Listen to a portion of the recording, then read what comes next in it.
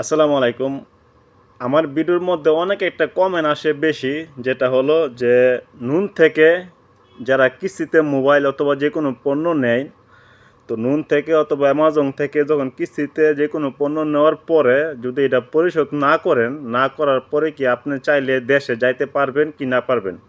ঠিক আছে, এই নিয়ে অনেকেই একটা প্রশ্ন করে যে ভাই, কিস্তি থাকাকালীন আমি চাইলে দেশে যাইতে পারবো কি না, নাকি কিস্তি পরিশোধ করে দিয়ে যেতে হবে?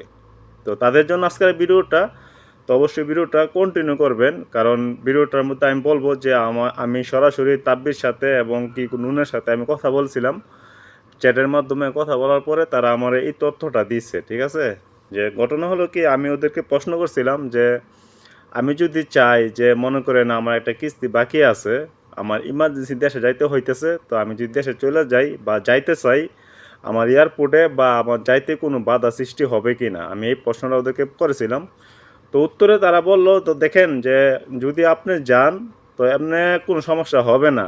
ঠিক আছে, তো যদি আপনি যে সময় যাবেন, অবশ্যই আপনার যে ব্যাঙ্ক অ্যাকাউন্ট কার্ডটা যেটা অ্যাড করছেন, সেই কার্ডটার মধ্যে অবশ্যই আপনার নেক্সট যে মান্থস, মানে আপনি যেই মাসে আপনি এই দেশে আসতে পারবেন না, তো সেই দেশের কিস্তিটা, মানে সেই মাসের কিস্তিটা আপনি অবশ্যই কার্ডের মধ্যে রেখে যাবেন।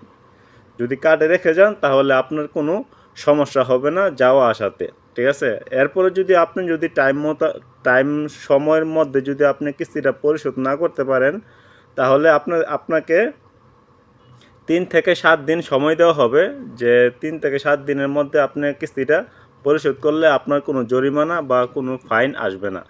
আর যদি 3 থেকে 7 দিনের ভিতরে যদি কিস্তিটা পরিশোধ না করেন, বা আসতে যদি আপনার রেট হয় বা আপনার দিতে সমস্যা হয়, তাহলে আপনার একটা ফি কাটবে, মানে কি একটা ফাইন দিবে আপনাকে, যেরকম সপ্তাহে 7 রিয়াল বা 4.5 রিয়াল এরকম একটা ফাইন দিবে 1 সপ্তাহের জন্য। ঠিক আছে, এরপর যদি সেই 1 সপ্তাহ আপনি যদি না দেন 1 সপ্তাহের মধ্যে, তাহলে এর পরের সপ্তাহের জন্য সেম 7 রিয়াল করে আপনার প্রতি সপ্তাহে ফাইন হবে, যদি আপনি টাইম মোতাবেক যদি আপনি কিস্তিটা যদি পরিশোধ না করেন।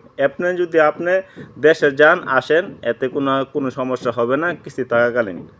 তো এটা ওরা বলছিল, তা আমি ওদেরকে বলছিলাম যে দেখেন, যদি আমি মনে করেন যে 2 মাসের কিস্তি, যেরকম আমি 2 মাস দেশে থাকবো, 2 মাসের কিস্তি আমি দিয়ে যদি আমি যাই বা 2 মাস পরে আমি আসবো, এতে তো আমার কোনো সমস্যা হবে কি? তো তারা বলল না, যদি আপনি 2 মাসের কিস্তি আপনি চাইলে একসাথে দিয়ে দিতে পারেন। আপনার যে তাব্যের মধ্যে যে অপশনগুলো আছে, এই মাসে এত এত টাকা, ওই মাসে এত টাকা কিস্তি, আপনি সেই মাসে ক্লিক করে আপনি কিস্তি পে করে দিয়ে দিবেন। তাহলে আপনি 2 মাস, যত মাস থাকবেন তত মাসে কিস্তি দিয়ে গেলে আপনার কোনো ফাইনও আসবে না, কোনো জরিমানাও আসবে না, আপনার যাইতেও কোনো সমস্যা হবে না। ঠিক আছে, তো এইটা নিয়ে আমি বুঝতে পারলাম যে আমার একজন কাজিন ছিল, উনি কিস্তি থাকাকালীন, হ্যাঁ, ওনার কিস্তি পরিশোধ করে নাই, মানে সামনে মাসে কিস্তি আসবে, এই মাসে উনি দেশে চলে গেছে। তো যাইতে গিয়ে ওনার এয়ারপোর্টে বা কোথায় কোনো সমস্যা হয় নাই। এখন পর্যন্ত আমি অনেকেরই দেখছি যে ওরা দেশে যাইতে পারছে, কোনো সমস্যা হয় নাই। যদি আপনার যে কার্ডটা, আপনি বিশেষ করে যে কার্ডটা আপনি অ্যাক্টিভ করছেন, মানে তাবিতে অ্যাড করা আছে, সেই কার্ডটার মধ্যে অবশ্যই একটা মাসের কিস্তির টাকা আপনি একটু জমা রাখবেন, তাতে কোনো সমস্যা হবে না। কারণ আপনি যখন দেশে যদি চলে যান, তাহলে তারা কিন্তু আপনার সবসময় কিন্তু এই কার্ডের থেকে অটোমেটিক কিন্তু টাকা কেটে নিয়ে নেয়, আপনার কিন্তু টাকা কিন্তু পে করতে হয় না। যখন কার্ডটা অ্যাড থাকবে, কার্ডের থেকে অটোমেটিক কিন্তু টাকাটা ওরা কাইটা নিয়ে নেয়। তো এই ছিল আজকের ভিডিওটা। যদি ভিডিওটা ভালো লেগে থাকে, অবশ্যই লাইক কমেন্ট শেয়ার করে দিবেন এবং আমাদের চ্যানেলটা সাবস্ক্রাইব করে দিবেন। আপনারা চাইলে কিস্তি থাকাকালীন দেশে যাইতে পারবেন, কোনো বাধা হবে না। তবে রিকোয়েস্ট করব, আপনারা একটা মাসের কিস্তি হইলেও আপনারা কার্ডের মধ্যে রেখে তারপর দেশে যাবেন।